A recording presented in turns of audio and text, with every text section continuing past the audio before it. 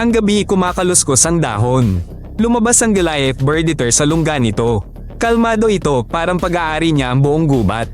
Dito makikita kung bakit siya tinawag na dayuhan. Malaki at mabigat ang gagamba. Nabubuhay ito sa mismong lupa. Doon ay basa, madilim, at mapanganib.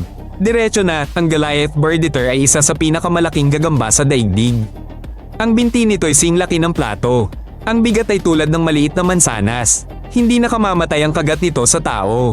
Ngunit madaling batasin ng pangil ang balat. Kahit ang tunog ng pagaspas nito sa dilim ay nagpapabilis ng puso. Kapag tumatakbo ang Goliath bird eater sa dahon, kumakalabog ang binti nito. Parang mas malaking hayop ang naglalakad. Ang kaibahan ng laki at tunog ay nakakatakot. Kaya tunay na nakakapangilabot ang makasalubong ito. Ang Goliath bird eater ay may barhilyang kayumangging katawan. Nakaupo ito sa makakapal at matibay na binti. Bawat binti ay may maliliit na balahibo. Humaharang ang mga ito sa basa at dumi. Nakakatulong din ito sa pagdama sa paligid. Sa harap, dalawang pangil ang kasinlaki ng daliri. Ginagamit ito sa pag-inject ng lason at paghawak sa biktima. Maliliit ang mata nito at mahina ang paningin. Subalit, nakakadama ito ng vibration sa pedipalp at binti. Sa pagbabanta, itinataas nito ang mga harap na paa. Ikinakalat din nito ang mga matutulis na balahibo. Ang kakaibang anyo nito ay tila galing sa ibang planeta. Kaya kahit walang kagat, pinapatras nito ang tao. Ang superpower ng Goliath bird eater ay ang ulap ng nakakairitang buhok sa tiyan nito. Kapag may panganib, mabilis itong binubunot ng gagamba gamit ang likod na paa. Naglilipad ito ng alikabok mula sa maliliit na partikula na may kawit. Ang mga ito ay kumakapit sa balat at mauhag na lumod.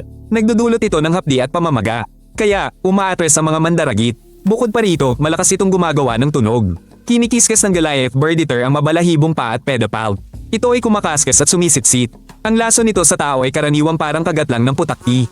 Ngunit ang pangunahing problema ay ang mga buhok na ito. Sumisira ito sa karanasan ng matagal. Ang tahanan ng Goliath bird eater ay ang maulang gubat ng Hilagang Timog Amerika.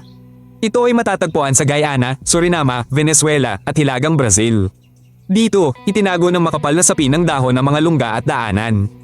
Sa araw, nasa ilalim ng ugat ang gagamba. Nandoon din ito sa butas ng mga daga o lumang tuod. Sa gabi, lumalabas ito upang magpatrol.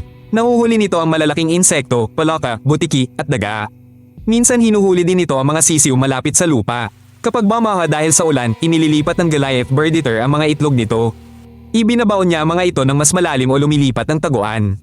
Ang kagubatan ang nagtatakda ng mga kondisyon. Ngunit ang gagamba ay nakapag-aangkop ng lubos.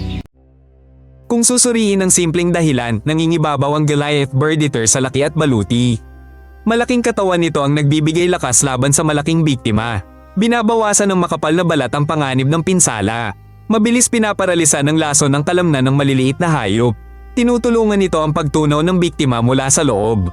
Ang nakakapasong buhok ay nagsisilbing usok na may mga karayom. Ang pagkaluskos nito ay nagtataboy sa mga nakakarinig sa dilim. At dahil nakarating ka sa gitna, sabihin sa komento ano ang mas nakakatakot sa Goliath bird eater. Ang mga pangil, ang pagsirit o ang ulap ng buhok. Ang pangalang Goliath bird eater ay may sariling alamat. Isang lumang larawan ang nagpakita ng gagamba na may hawak na ibon.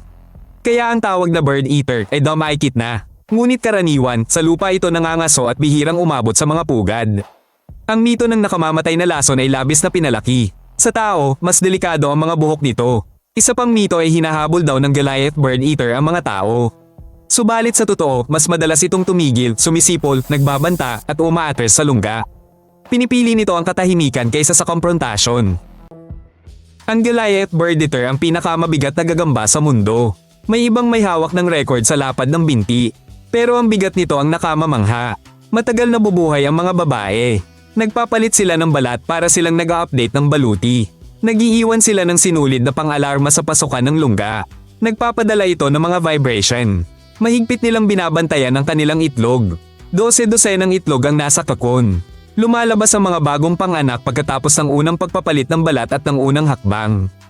Ito ay kakaiba pero taga-mundo. Kinokontrol nito ang teritoryo nito sa kagubatan.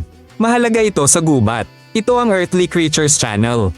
Mag-subscribe para sa higit pang tuklas. Susunod ang mas kakaibang nilalang. Polem.